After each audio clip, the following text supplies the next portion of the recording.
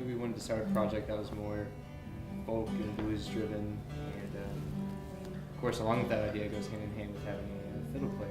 So we started playing out a little bit around town, and we'd have Anna come out and just add an element that spiced things up for us, and then we always had the idea of using her in the studio, but what started out as fun became a necessity.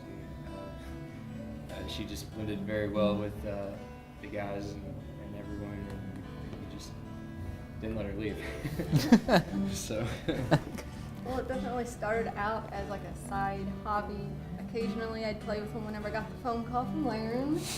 And then it became a lot of fun, and my schedule got a little less crazy, and I decided to join them permanently. And I've been with them ever since. Once Anna came along, we really started to pull together what we really were supposed to sound like from the beginning. We just, I guess, never really knew it, but we were always going to end up there. But and that brings us to the album name and the song that we did, Worn and Torn. When she came along and we had her in the studio and had her lay her part down, I took her back home and listened to it, and I was like, it kind of sounds like a celebration. And, of everybody getting together, that's really when I realized what I wanted the album to mean, to me and to everybody else, to be a big, gathering and celebration of just having a good time, and really going along with the idea of Field of Kings to us, which brought me to the name Soiree.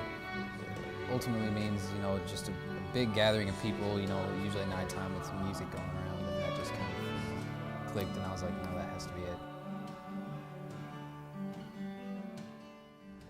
We just got the board mixes back for the entire album, and we all have careers and are in school full time, so we've been all driving around this week listening to our tracks to see if there's any other things we need to piece together that we missed.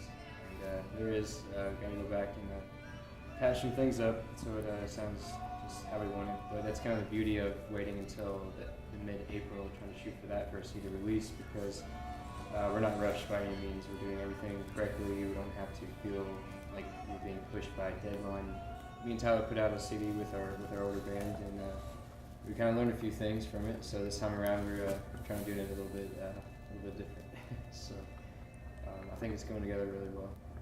Now that we finally found the direction that we're going, we recorded a lot of tracks over the last year, just really just recording them just for fun, and then when Anna came along, we finally found our direction. Everything just clicked, where we're finally able to say we can comfortably release an album, and be satisfied with the outcome of it. They'd give me a CD with the board mixes, then I would go home and I'd spend a couple hours listening to the mixes and try and come up with some really awesome violin solos to go on top of it, and I think they came out all right. But you should look forward to hearing those. And other than the recording, just trying to keep the guys in line. That's always fun. Have their own little fan club, so. Throughout our entire years of playing together, it's really cool to see the different chapters that we've been through, from our high school band to our beginning college band to hopefully our last project, Field of Kings. And each step we've learned something. I wouldn't change anything about any of them.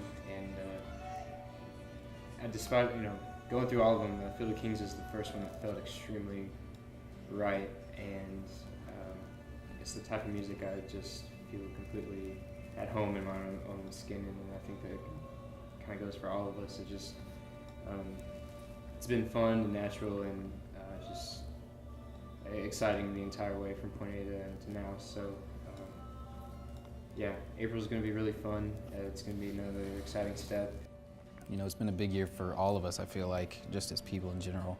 And, this will be kind of the cap to top it all off.